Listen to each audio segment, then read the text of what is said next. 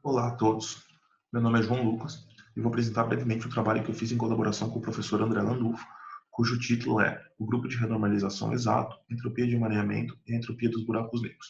Bem, como sabemos, dentro da termodinâmica de buracos negros, um dos problemas em aberto consiste em entender qual a natureza microscópica da entropia desses objetos. Em particular, uma das propostas diz que, se não toda, boa parte dessa entropia decorre do emaranhamento entre os graus de liberdade dos campos quânticos que vivem no espaço-tempo do buraco. A partir dessa proposta, nossa ideia foi estudar a entropia de emaranhamento para o caso de teorias de campo com interação.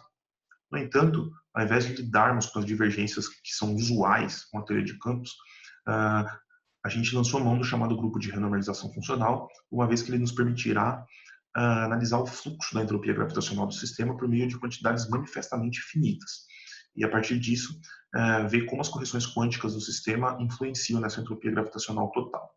Bem, o chamado grupo de renormalização funcional tem como objeto principal essa ação efetiva média, que é um objeto que transita entre a ação Baire, numa escala ultravioleta, e a ação efetiva completa, numa escala infravermelha, após integrarmos todas as flutuações quânticas do sistema. O ponto importante acerca dela é que ela satisfaz uma equação de fluxo exata, chamada equação do grupo de renormalização funcional, ou equação de Wetterick, e é dada por essa expressão aqui.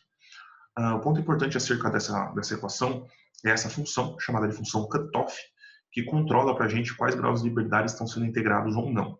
Basicamente, ela é uma função que retira da integração os modos do campo que vivem abaixo dessa escala K e integra somente os modos que vivem acima da escala K, de tal modo que, ao final, a gente obtém uma teoria efetiva dessa escala.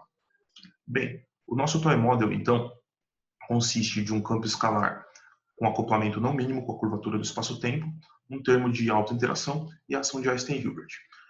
Projetando essa ação efetiva num espaço cônico e utilizando o método cônico, a gente consegue calcular a entropia gravitacional por meio dessa fórmula, e o resultado é que a gente tem um termo do tipo Bekenstein-Hawking, proporcional à área do horizonte de eventos, e um termo do tipo entropia de Wald, que é uma integração sobre o horizonte de eventos.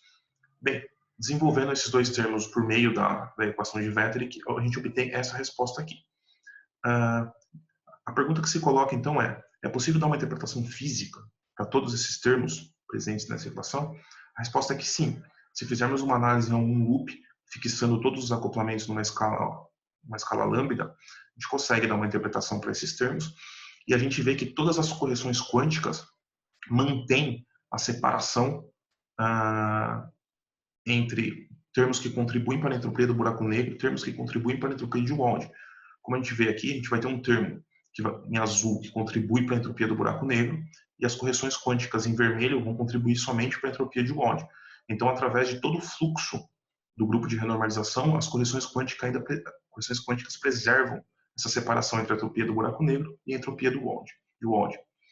Se a gente integra essa equação de fluxo de um K igual a zero até um K qualquer, a gente obtém a seguinte resposta, que a entropia do buraco negro renormalizada, ela depende desse termo, que é a entropia do buraco negro numa escala K, e a entropia dos campos quânticos numa escala abaixo de K. Esse parâmetro K varia de tal modo que a entropia renormalizada permanece a mesma. E o mesmo vale para a entropia de Wald. Bem, como conclusão, analisando a equação do grupo de renormalização funcional para a entropia gravitacional total, vimos que existe um balanço muito bem comportado entre a entropia gravitacional efetiva, numa escala K, e as suas correções quânticas abaixo de K.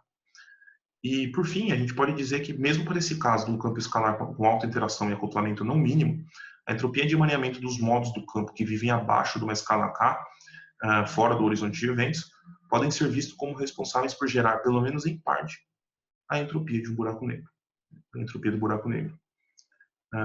Para mais detalhes e informações, vocês podem ver o nosso trabalho ou sintam-se à vontade para conversar comigo quando desejar.